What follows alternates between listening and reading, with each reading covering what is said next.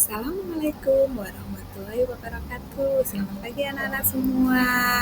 Semoga di pagi yang cerah ini kita diberikan kesehatan dan perlindungan oleh Allah Subhanahu wa taala. Nah, hari ini hari Rabu tanggal 24 September 2025, Ibu akan menjelaskan tentang IPAS, yaitu kenampakan alam. Nah, kenampakan alam itu dibedakan menjadi dua, yaitu kenampakan alam daratan dan kenampakan alam perairan. Yuk, kita belajar hari ini bersama Ibu. Untuk yang pertama, yaitu kita belajar tentang pengertian kenampakan alam. Nah, kenampakan alam adalah bentuk permukaan bumi yang terbentuk secara alami tanpa campur tangan manusia. Kenampakan alam meliputi bentuk-bentuk fisik yang ada di permukaan bumi seperti gunung, laut, sungai, hutan, dan padang rumput. Nah, sekarang jenis-jenis penampakan alam. Yang pertama yaitu penampakan alam daratan. Ada semua kenampakan alam di darat dan tidak digenangi air. Kenampakan alam daratan adalah bentuk-bentuk alam yang terdapat di permukaan bumi yang terhubung dengan daratan. Yang kedua yaitu perairan. Adalah semua daerah daratan yang digenangi dengan air. Kenampakan alam perairan adalah bentuk-bentuk alam yang berkaitan dengan air, baik itu air laut, air sungai, danau, dan laut.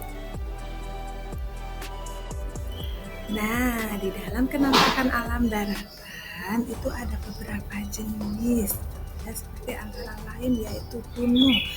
Gunung permukaan bumi yang menjulang tinggi, bentuk alam yang menjulang tinggi ke atas terbentuk akibat tektonik, vulkanik, atau proses erosi. Contohnya Gunung Merapi, Gunung Everest, dan lain sebagainya. Yang kedua yaitu bukit, tanah yang lebih tinggi dari sekitarnya tetapi lebih rendah dari gunung. Biasanya tidak terlalu tinggi. Bukit sering terbentuk dari endapan sedimen atau erosi. Yang ketiga yaitu dataran rendah, itu area tanah yang dekat dengan permukaan laut, wilayah yang datar, luas, dan biasanya subur.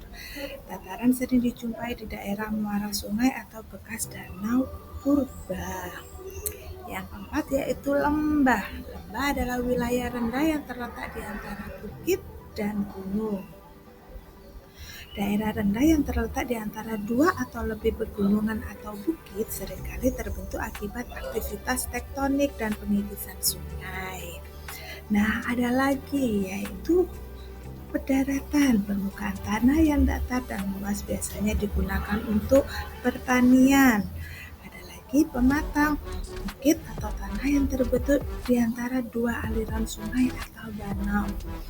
Ada tebing, dinding yang satu yang curam biasanya ditemukan di sepanjang sungai, laut, dan ini salah satu contoh kenampakan alam daratan, yaitu gunung, permukaan bumi yang menjulang tinggi.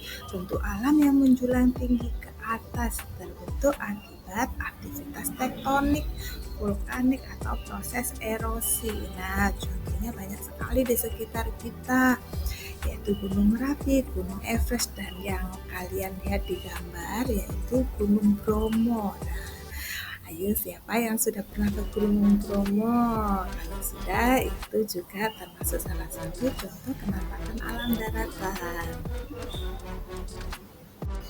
Setelah kita tahu jenis-jenis kenampakan alam daratan, sekarang kita akan belajar tentang manfaat daratan. Yang pertama yaitu gunung, sumber air, bisa dibuat wisata dan tambang. Yang kedua yaitu bukit atau dataran tinggi, biasanya dibuat perkebunan dan tempat tinggal. Yang ketiga yaitu dataran rendah, area pertanian dan pemukiman. Tadi kita sudah belajar tentang kenampakan alam daratan. Sekarang kita akan belajar tentang kenampakan alam perairan. Yang pertama yaitu laut. Laut adalah perairan asin yang luas dan dalam. Yang ketiga yaitu sungai, aliran air tawar yang mengalir dari hulu ke hilir. Yang ketiga, danau, perairan tawar yang dikelilingi daratan. Yang keempat, rawa, perairan dangkal yang ditumbuhi. Nah, di sini ada satu contoh penampakan alam perairan, yaitu laut. Perairan yang asik, yang luas dan dalam. Di sini pasti semua sudah pernah kan main-main ke laut atau di pantai. Nah, itu juga termasuk penampakan alam perairan.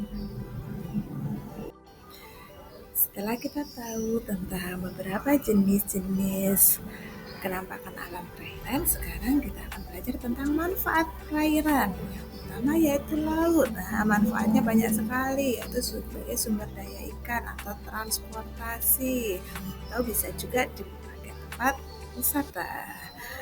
Yang kedua yaitu sungai atau danau. Nah, ini bisa dimanfaatkan untuk sumber air bersih dan irigasi. Yang ketiga adalah rawa. Nah, pemanfaatannya yaitu habitat berbagai flora dan fauna.